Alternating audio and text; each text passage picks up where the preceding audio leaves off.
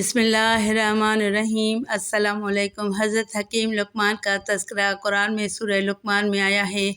یہ واضح نہیں ہے کہ وہ نبی تھے یا نہیں، البتہ وہ ایک بہت دانا آدمی تھے اور بہت سی حکایات ان سے منسوب ہیں۔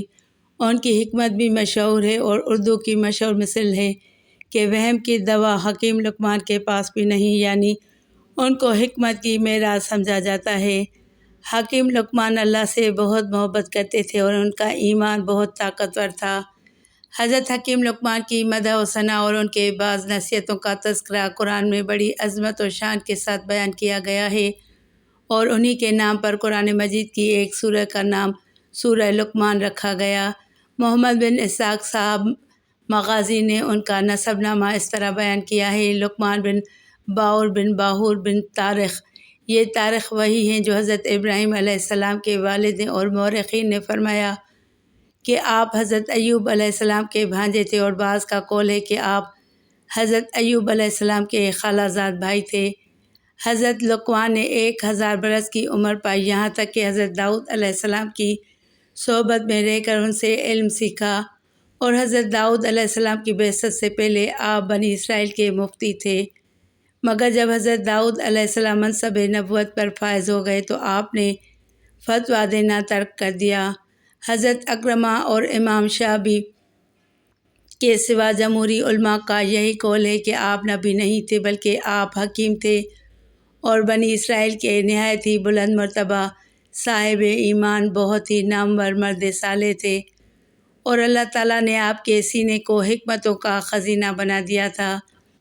حضرت لقمان حکیم العقل کے روشن اور رنگ کے سیاہ تھے۔ زمانے کے دستور کے مطابق وہ ایک لڑائی میں گرفتار ہو کر غلام بن گئے۔ بکتے بکتے ایک تاجر کے پاس پہنچے، اسے معلوم نہ تھا کہ یہ لقمان ہے۔ اس نے آپ کو مزدوری پر لگا دیا اور آپ سے گارا بنانے کا کام لیتا تھا۔ ایک دن تاجر نے اپنے سب غلاموں کو باغ میں میوہ چننے بھیجا، وہ سب میوہ چن کر کھا گئے اور لقمان کا نام لے دیا۔ آقا بڑا غصہ ہوا۔ حضرت لقمان نے کہا کہ اگر مجھ پر الزام ثابت ہو تو بے شک میں قابل سزا ہوں۔ چوری معلوم کرنے کی ایک تجویز میں بتا دیتا ہوں، اگر آپ اصل مجرموں کو پکڑنا چاہیں تو اس پر عمل کریں۔ تاجر نے پوچھا کس طرح؟ حضرت لقمان نے عرض کیا، آقا پانی میں لہسن کا جوار ڈال کر اسے ابالیے اور وہ ابلا ہوا گرم گرم پانی سب کو پلا کر حکم دیجیے کہ 1 گھنٹہ کھیت میں دوڑیں، اس طرح کہ آئے گی اور جو کچھ کسی نے کھایا ہوگا ظاہر ہو جائے گا۔ آقا نے کہا یہ تجربہ تو آسان ہے۔ اس نے فوراً لہسن منگوایا اور اس کا ابلا ہوا پانی سب کو پلا کر دوڑایا۔ جب قے کرنے لگے تو سوائے حضرت لقمان کے سب کے پیٹ سے میوہ نکلا۔ آقا نے سب غلاموں کو سزا دی اور حضرت لقمان سے معافی مانگتے ہوئے کہا کہ میں نے ناسمجھی سے جو آپ کو نہ پہچانا وہ میری خطا تھی، یا اللہ مجھے معاف کر دیجیے۔